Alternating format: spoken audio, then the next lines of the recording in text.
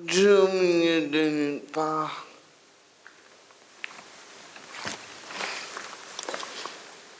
Oui, ne crever, caponiquer, démolition partielle de mon appareil à roue, mon 4x4 en miettes.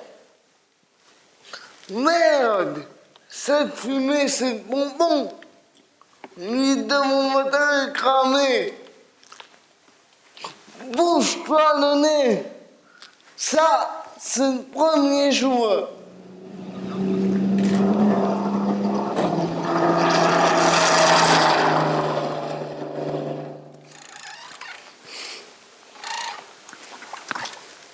Le deuxième jour, j'ai décidé de commencer par le commencement.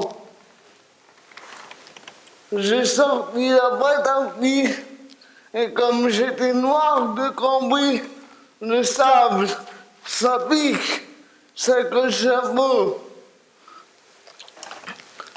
Toi là-bas, rends-toi utile, tends-moi des outils que je ne s'appelle pas le nom. T'es sourd ou tu parles pas très bien français? En échange, je t'achète un coca. Tournevis. Tournevis. Merde, je dois tout faire moi-même.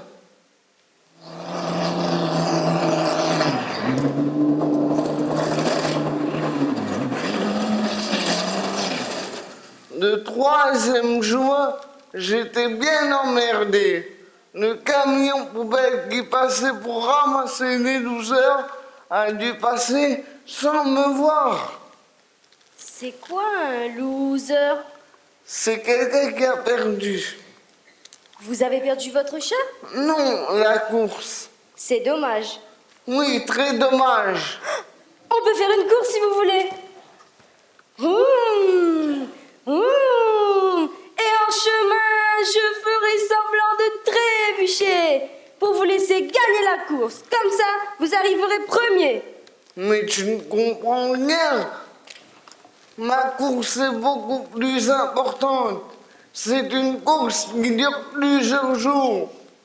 On part dans haut d'un pays civilisé pour arriver là, en bas, tout en bas, chez Carte, après le désert, chez les Noirs. Et on a gagné si on arrive premier. Et vous gagnez quoi? La course. La course et l'argent. Beaucoup d'argent. La notoriété, le succès. Et puis on se sent fort. Tu vois, petit, on est arrivé avant les autres. On est mieux qu'eux. Plus intelligent. Plus rapide. Plus doué. Et le véhicule, ça compte aussi. Moi, le mien est conçu pour parcourir les dunes. Il ne s'arrête devant rien. Un vrai tank. Et les fleurs? Ils s'arrêtent devant les fleurs? Les fleurs, non. Je ne sais pas. Je ne vois pas toujours très bien.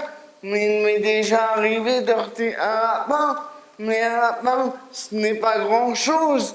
Il y en a des milliers qui se reproduisent sur Terre. On peut bien heurter un lapin pour gagner la course, non? Merde! Un lapin, ça ne vaut rien. Et puis, avec les trompes de poussière qu'on soulève, on ne fait pas la différence. Il y en a un, hier, qui m'a avoué qu'il a heurté quelque chose dans le noir de la nuit, comme une personne, mais qu'il ne pouvait pas en être sûr parce que c'était presque en rêve. Ça ne compte pas.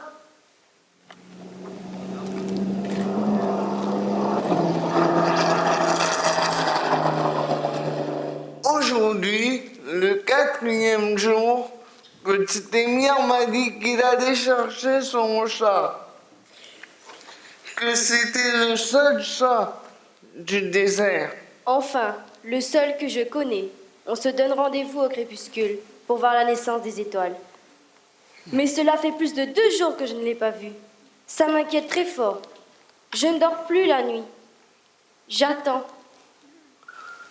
Ton chat, c'est un mâle ou une femelle? Ton chat, c'est un mâle ou une femelle? Je ne comprends pas. Je ne comprends pas le sens de tes mots, monsieur. Vous dites toujours et ceci et cela, comme si on pouvait tout changer. T'es sourd ou tu fais semblant? Le 5e jour, me dit-il, les yeux injectés de sang, qu'il n'avait pas dormi. Il a pensé toute la nuit. Sa voix était un cri.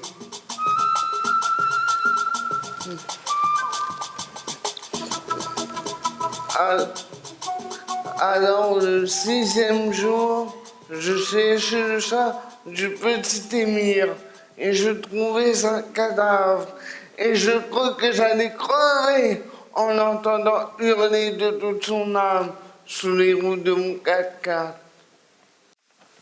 Le 7e jour, je pris un bois aussi long qu'un bloc de béton, je cassais mon véhicule, je le réduisais en poussière, le mélangeant au sable pour le faire disparaître.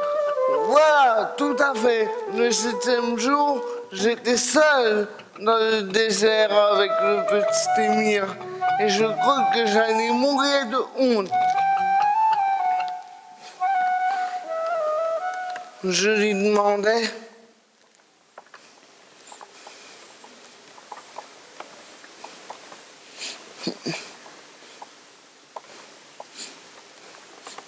pourquoi t'appelles-tu petit Émir? Il ne me répondit pas. Je lui demandais: où est ta famille, ta mère, ton père? As-tu des frères et des sœurs?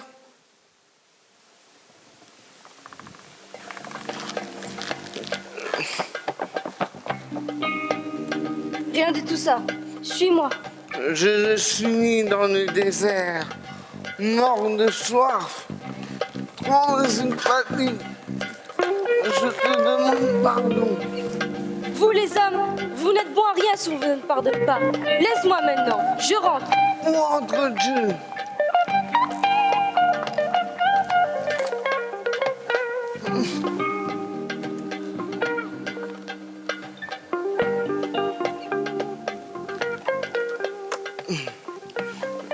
Je le suivis de loin par curiosité pour voir. Il arriva devant une grande porte.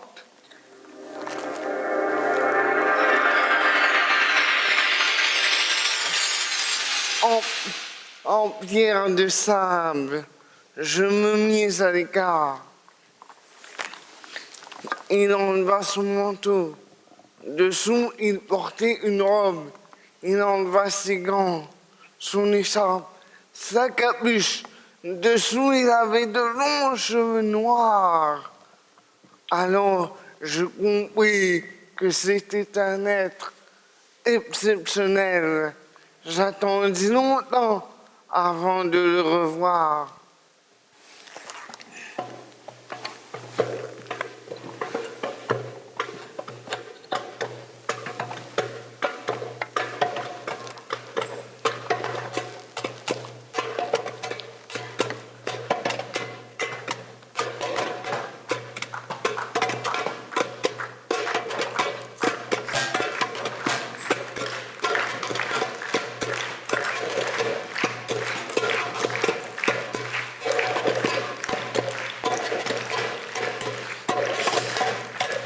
Je demandais à tous dans le village une petite fille qui s'habille en garçon ou un petit garçon qui s'habille en fille. Une petite fille qui s'habille en garçon ou un petit garçon qui s'habille en fille. Une petite fille qui s'habille en garçon ou un petit garçon qui s'habille en fille.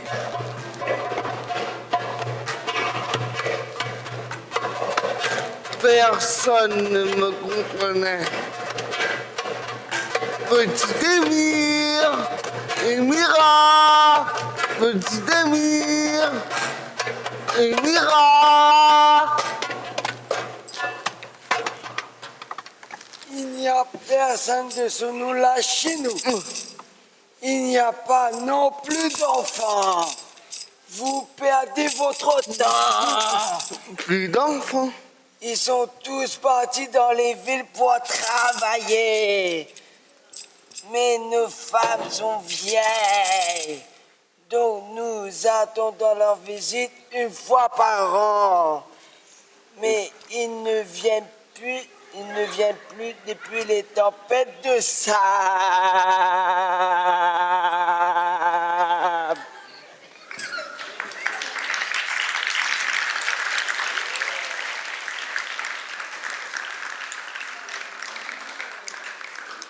Au bout de quelques jours que je logeais dans ce village, petit Émir se montra à moi comme un fantôme sorti au milieu de nulle part.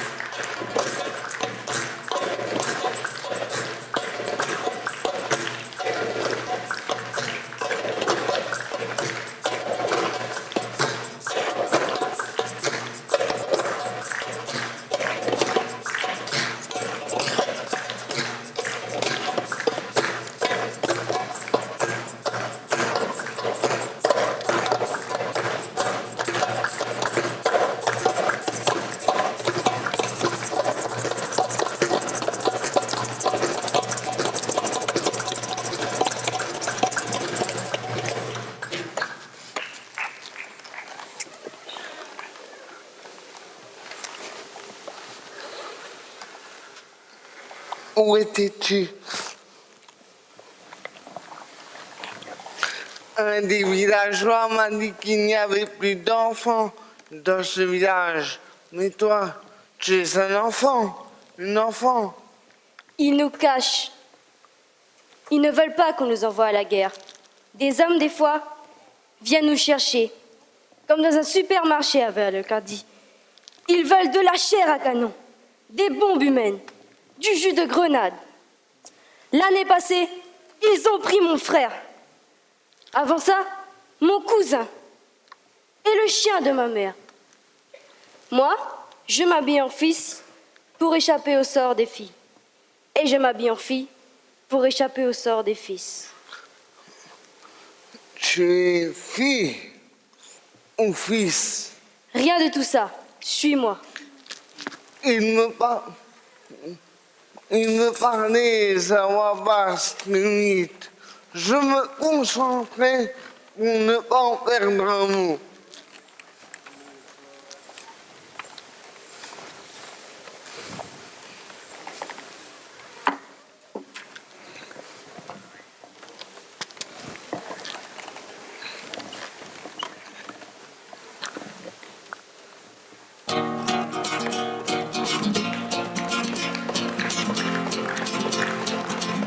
Je ne suis pas d'ici, mon père m'a trouvé dans les poubelles d'une grande ville. De Paris, de Paris, de Paris. Je pense les étoiles, enfin d'une étoile. Je me souviens plus laquelle, ça fait tellement longtemps.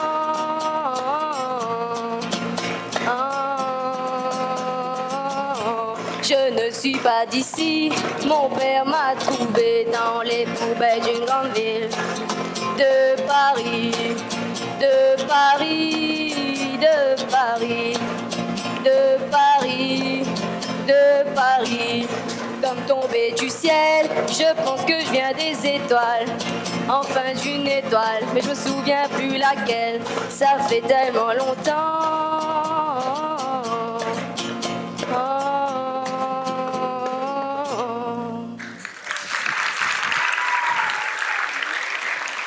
Je voudrais être astronaute pour aller à la NASA. Regarde, j'ai toutes les brochures ici. Il faut que tu m'aides.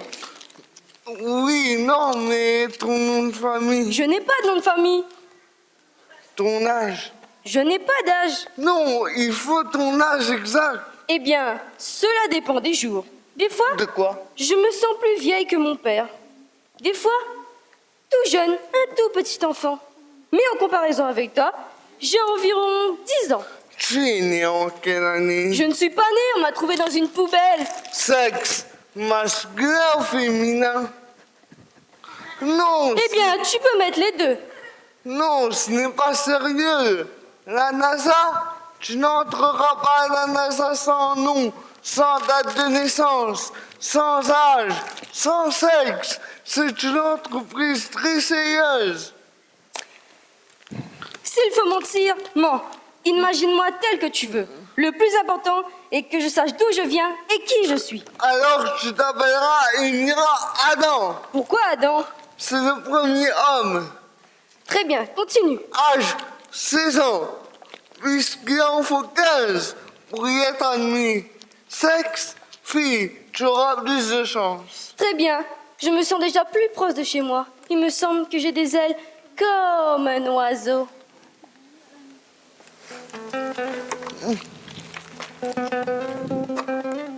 Tu sais, le désert, c'est un grand carrefour. Dans le désert, on ne pense que passer en trombe. Mais regarde-toi, tu es là, alors que je pensais ne pas y rester. Eh bien, tu es là. C'est étonnant, non? Un jour, j'ai croisé une caravane, des gens, des businessmen, des femmes de riches. Ils viennent ici pour se ressourcer, pour oublier qu'il y a tout. Je leur parle, surtout une femme.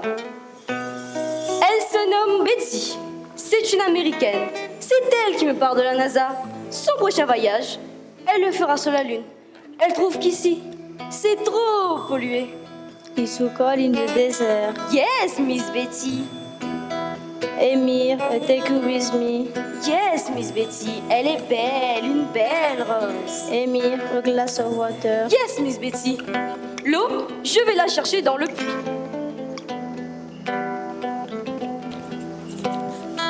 Oh, it's so cold. Sorry, Miss Betty. I love Miss Betty, mais qu'est-ce qu'elle est compliquée. Si tu ne l'arroses pas, elle se dessèche. Si tu l'arroses trop, elle fuit. Elle est très vieille. Elle porte des bagues en or à ses 10 doigts. Elle scintille dans le soleil. Elle brille la nuit. Je l'aime de toute mon âme. Emir, just son Joshad, for woman like me. Why, Miss Betty?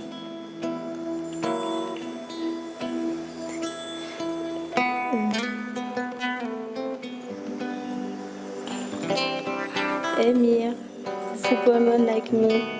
The sun is so hot. Why, Miss Betty?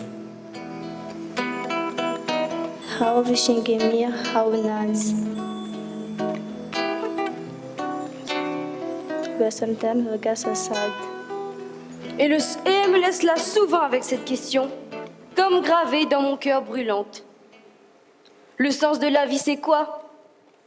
Comment peut-on répondre à cette question? Et toi, monsieur, c'est quoi le sens de la vie pour toi? Au bord des larmes, tremblant de son petit corps, il me demande: Monsieur, c'est pourquoi qu'on vit. Tu sais, toi? Toi, tu traverses le désert pour gagner la course. C'est ça le sens de sa vie. Elle vient ici pour oublier qu'il y a tout. Faire une cure, poser son corps au soleil. Moi, et moi seule? C'est quoi le sens de la vie pour moi? Je ne sais pas. Je suis perdue. D'autres sont venus également dans mon désert, avec des grands instruments perforateurs. Ils sont venus mettre au fond un liquide noir. Ils sont venus le chercher. Et tous mes amis et les pères de mes amis sont allés en costume cravate. Et ils me disaient: c'est notre monde en haut, tel qu'on le véhicule. C'est au centre de la terre, là où il fait bon vivre. Quand il fait chaud, on a le climatiseur. Quand il fait froid, on a le chauffage. On a des voitures pour chaque habitant de nos villes qu'on alimente gaiement avec ce liquide noir.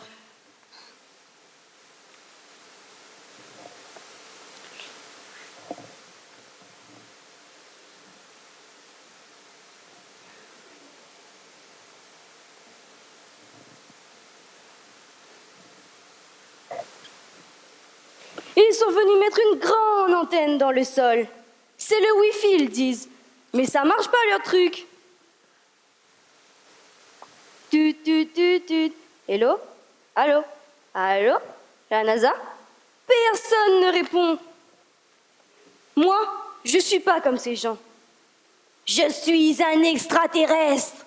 J'ai réfléchi des nuits entières. Et toi, t'es quoi, monsieur? Je commençais à avoir des hallucinations. Je me souvenais de ces mots. Mes mots comme sur une banderole dans le vent, martelés d'un coup de poing sur la poitrine. Tout petit maintenant, survivre pour moi, c'est sans cesse dépasser ses limites. Il me regarda bizarrement, se tut, me laisse dans un profond silence.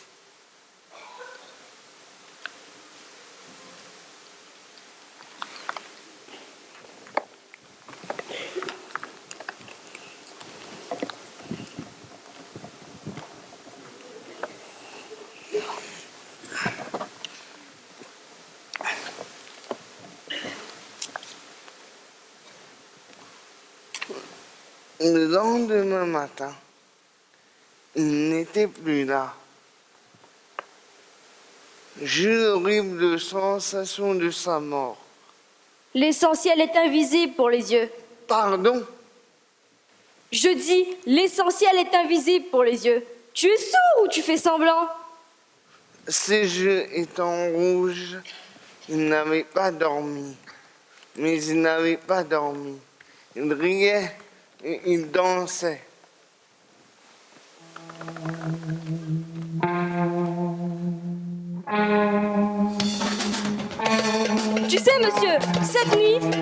regarder les étoiles, comme je fais toutes les nuits. Et mon regard s'est perdu vers un point lumineux dans le noir obscur. Tu sais c'est quoi ce noir obscur, toi? Non? Eh ben moi non plus. Mais c'est là que mon œil voulait voir. Et quand le soleil est venu avec la lumière, j'ai senti la vie en moi. Il a tout balayé. Cela faisait 2 semaines que j'étais dans le désert. Et le camion poubelle qui passait, je me demandais même s'ils se sont même pas rendus compte que j'avais disparu. Je dois bientôt partir, Émir. Oui, je sais. Il y a un car qui passe sur les 3 jours. N'oublie pas ta promesse. La lettre. Passe-la la lettre pour la NASA. Il va jusqu'au... Miss Betty paiera le stage. Elle me l'a promis. Voici son adresse. Il va jusqu'au prochain village et après il continue jusqu'à sortir définitivement d'ici. Miss Betty Swatson, descendant de la très grande star d'Hollywood aux USA. J'ai dans la poitrine un déchirement si violent que mes genoux touchent le sol. Ma gorge en feu se déversa en sanglots. Petit Émir arracha sa manche, me la tendit. Tiens, mouche-toi. À moi, elle ne me sert plus. Ma dernière nuit auprès de mon ami fut longue, assis à contempler les étoiles. Quand nous serons là-haut, nous pourrons nous faire des signes.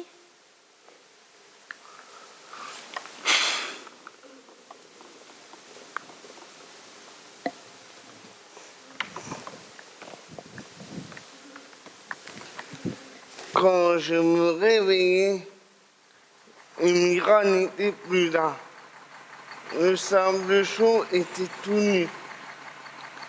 Et mon corps arrivait en toussant. Mon passeport abîmé, sorti de ma poche trouée, fut observé par la milice descendue de bord. J'achetai mon billet. Le départ retardé d'une heure me laisse le temps de chercher mon ami. Problème de moteur.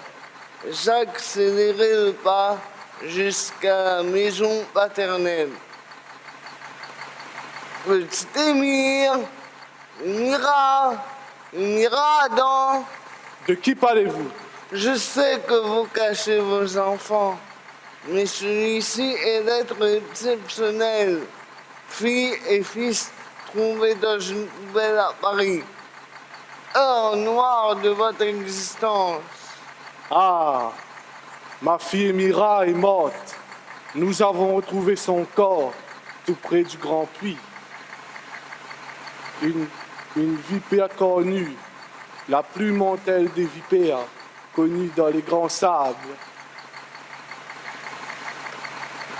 Le car faisait sonner sous mes pas. Il me dit, Partez, ne tardez pas. Il ne sert à rien de rester. Le soleil et les dunes, je les tout à notre âme. mon visage s'affaissait doucement. Les yeux du vieillard fondis. Le car sonnait à nouveau comme un bateau prêt à embarquer. Mon corps se vida de son sang. Mes jambes me lâchaient.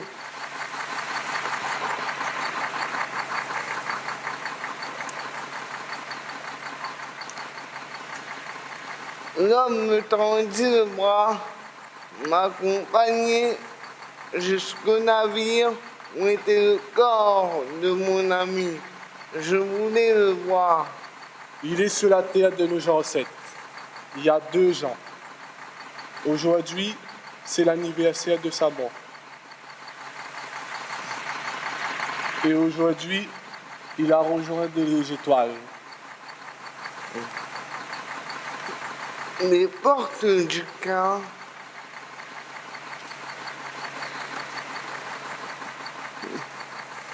Je referma sur ces paroles incompréhensibles.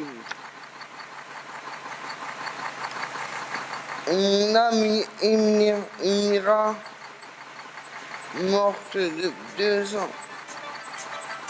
Comment est-ce possible? Le quart des marais. Ma main s'égarera dans la poche de ma chemise. À l'intérieur, un bout de papier, une enveloppe, le formulaire de la NASA.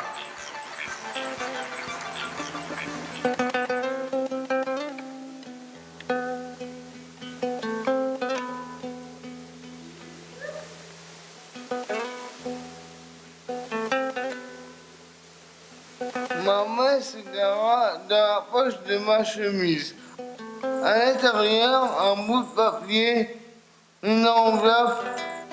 Miss Betty, fille de la célèbre star Gloria à Hollywood, aux USA. Les lettres posées comme des notes sur le papier à l'intérieur de l'enveloppe, le formulaire de la NASA. Nom Adam, prénom Indra, âge 16 ans, sexe fille. N'oublie pas ta promesse, monsieur.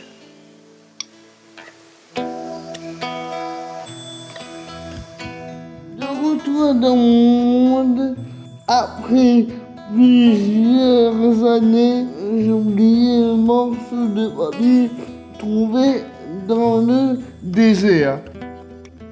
Au début, je ne voulais pas m'en débarrasser. Oui, j'ai oublié dans un tiroir jusqu'au jour où mon petit garçon trébucha sur un gros caillou et soulevait le genou. Pour arrêter le sang de couler, j'ai arraché la manche de ma chemise si sérieuse, avec autour une cravate si sérieuse. Mon fils au bras grand les yeux et eut un rire si fort qu'il en oublia son genou.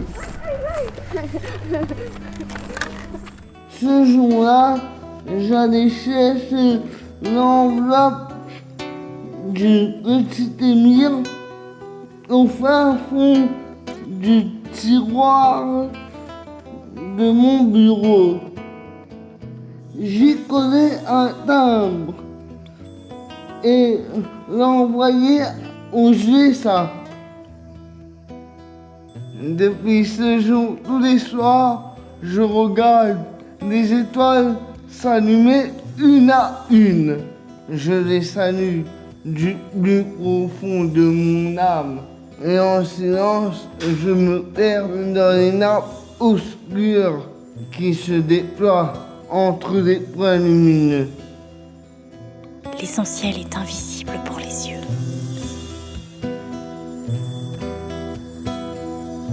Depuis ce jour, tous les matins, la douce lumière du soleil accueille mon réveil et les picotements de chaleur parcourent tout mon corps, mon tronc d'homme qui craque comme une vieille branche à la sensation d'être en vie.